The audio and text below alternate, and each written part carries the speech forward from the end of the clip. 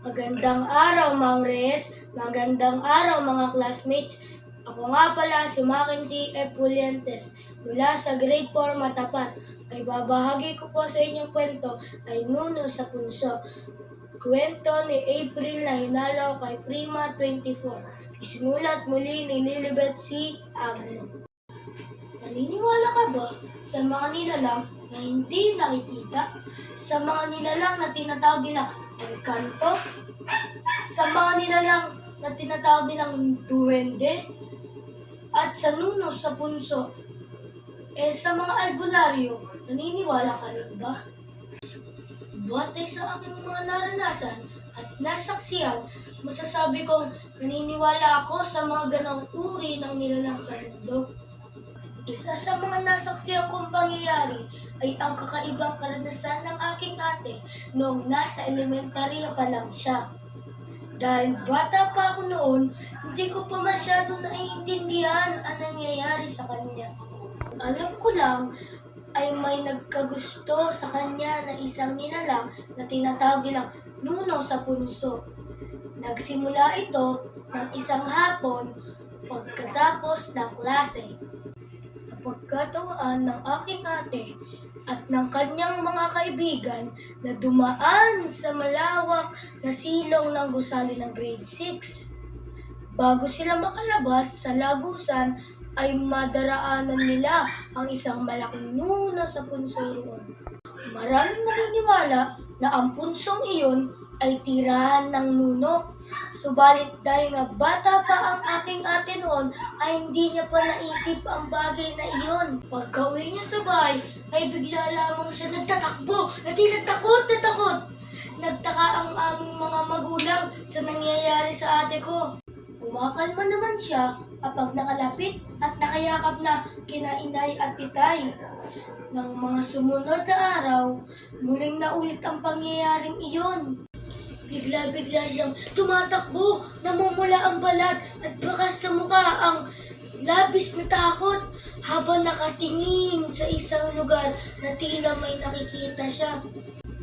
Tinatanong ang ate ko kung bakit, pero umiiling lang siya at umiiyak na lang. Nagtagal iyon ng ilang linggo. Dahil sa labis na pag-aalala, kumonsulta sina inay at itay sa isang albularyo. Pagkatapos mapatawasan ang aking ate, napag-alaman nila na may nagkakagusto sa kanya na isang nuno sa punso. Mahusay ang albularyo dahil nahulaan niya kung saan nakatira ang nuno. Nagustuhan daw ng nuno ang aking ate dahil sa kanyang buhok. Sa totoo lang, maganda talaga noon ang buhok ng ate ko. Yun bang unat mula sa anit hanggang sa may batok, pagkatapos ay kulot sa ibaba.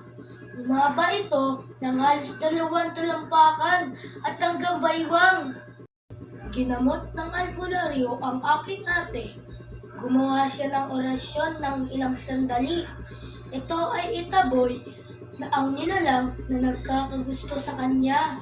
At para hindi na siya makabalik, kinakailangang putulin ang buhok ng aking ate.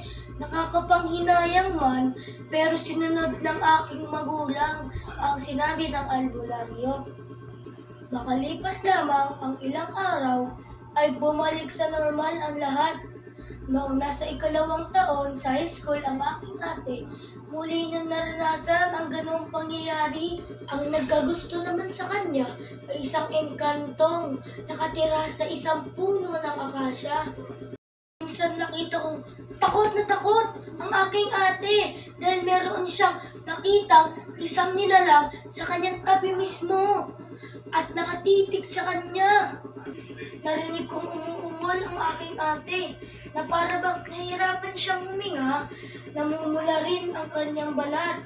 Isinisiksik niya ang sarili niya sa isang tabi habang titig na titig sa isang lugar. Ipinagamot uli ang aking ate sa albularyo ng gamot sa kanya dati. Ginamot siya ng 2 buwan. Tumigil din sa pag-aaral ang aking ate ng 2 buwan. At tulad doon, gumaling naman siya. At sana nagustuhan niyo ang aking kwento. Ako nga pala si Mackenzie Epuliantes mula sa Grade 4 Matapat.